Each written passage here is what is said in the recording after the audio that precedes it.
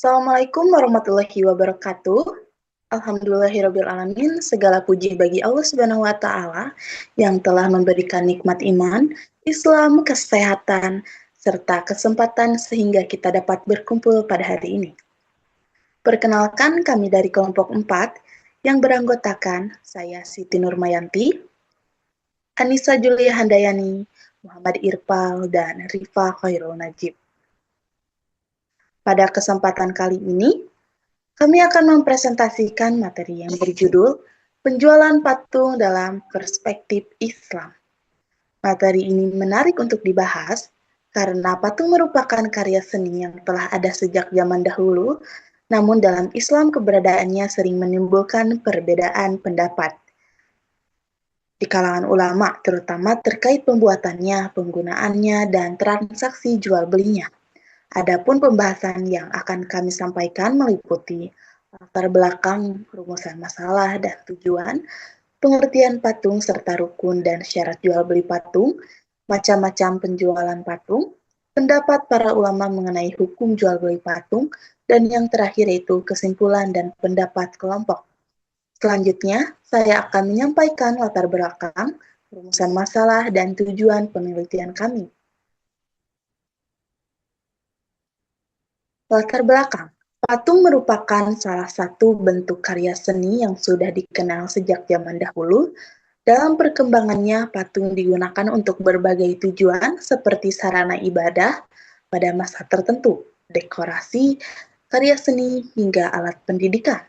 Namun dalam Islam, keberadaan patung sering menjadi perdebatan karena terdapat hadis-hadis yang membahas tentang larangan membuat dan menggunakan patung.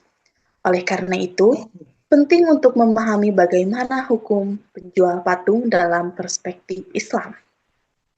Rumusan masalah. Berdasarkan latar belakang tersebut, terdapat 3 rumusan masalah. Yang pertama, apa yang dimaksud dengan penjualan patung serta rukun dan syaratnya. Yang kedua, apa saja macam-macam penjualan patung. Yang ketiga, bagaimana hukum menjual patung menurut pendapat para ulama. Tujuan dari pembahasan ini adalah yang pertama, mengetahui definisi dan hukum penjualan patung serta rukun dan syaratnya. Yang kedua, mengetahui macam-macam penjualan patung. Dan yang terakhir, mengetahui hukum menjual patung menurut para ulama beserta argumen yang digunakan. Demikian pemaparan dari saya. Selanjutnya materi akan disampaikan oleh rekan saya mengenai pengertian patung serta rukun dan syarat jual beli patung.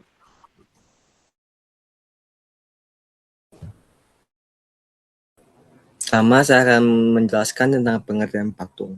Dalam Islam, patung dikenal dengan istilah al-asnam atau al-awtsan. Patung adalah benda 3 dimensi yang menyerupai makhluk hidup, baik manusia maupun hewan. Pada masa lampau, sebagian masyarakat menjadikan patung sebagai sarana pemujaan, sehingga Islam memberikan perhatian khusus terhadap penggunaannya. Rukun jual beli patung. Agar transaksi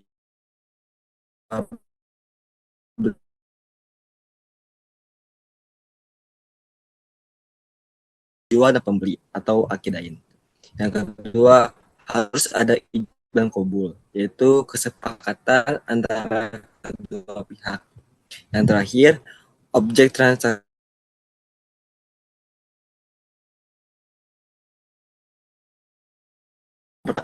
barang harus suci atau tohir. Yang kedua, memiliki manfaat yang diakui syariat atau mutakawim.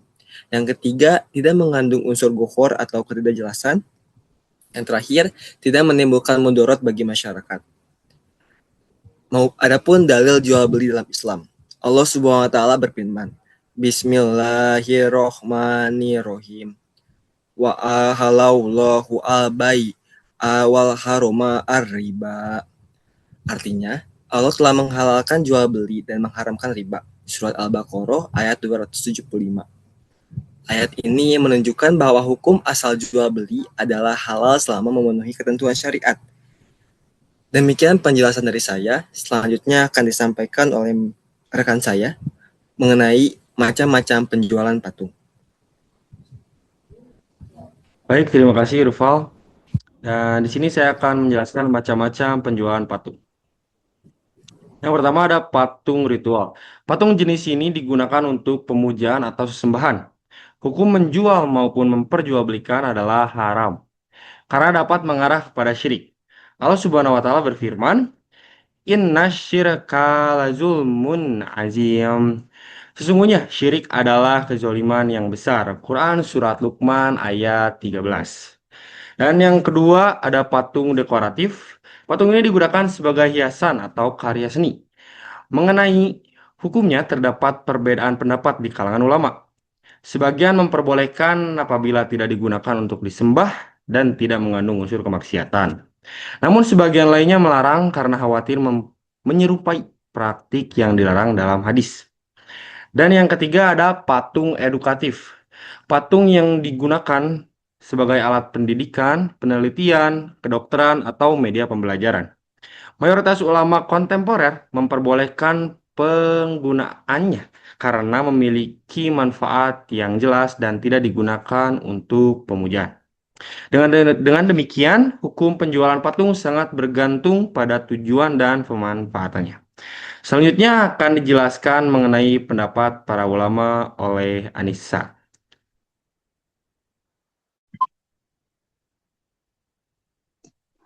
Baik, terima kasih.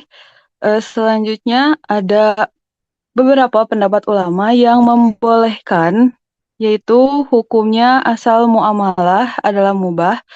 Yang selanjutnya, patung diperbolehkan jika tidak untuk disembah, kemudian digunakan sebagai hiasan, seni, atau pendidikan.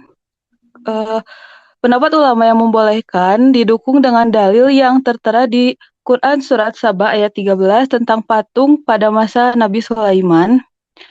Bismillahirrahmanirrahim. Ya'maluna lahu mayasya'u mimma hariba wa tamasila wa jifanin kal jawabi wa kuduri rasyat. I'malu ala Dauda syukro wa qalilum min ibadi yashi syakur. Yang berarti mereka bekerja untuk Sulaiman sesuai dengan apa yang dikehendakinya. Di antaranya membuat gedung-gedung yang tinggi, patung-patung, piring-piring yang besarnya seperti kolam, dan periuk-periuk yang tetap berada di atas tungku. Bekerjalah wahai keluarga Daud untuk bersyukur kepada Allah, dan sedikit sekali dari hamba-hambaku yang bersyukur. Kemudian ada beberapa pendapat ulama yang melarangnya. Boleh di next? Beberapa ulama yang melarangnya karena untuk mencegah dari kesyirikan, kemudian menjaga kemurnian tauhid. Selanjutnya hadis tentang larangan membuat gambar atau patung. Selanjutnya terdapat hadis larangan yang menjual beli patung.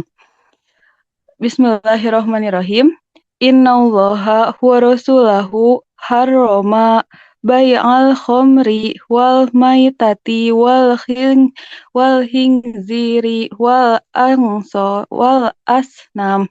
Yang berarti sesungguhnya Allah dan Rasulnya mengharamkan jual beli homer, bangkai babi, dan patung yang disebutkan dari hadis riwayat Bukhari dan Muslim. Selanjutnya ada kesimpulan.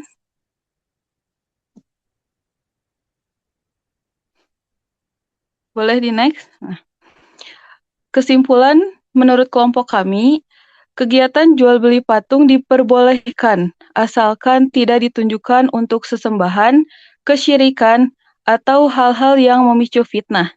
Sebaliknya, transaksi ini hukumnya mubah jika patung digunakan untuk sarana pendidikan, pengajaran, atau karya seni. Hal ini merujuk pada praktik pembuatan patung sebagai karya seni yang ada pada masa Nabi Sulaiman alaihi salam. Baik. Baik, sekian dari kelompok kami. Wassalamualaikum warahmatullahi wabarakatuh.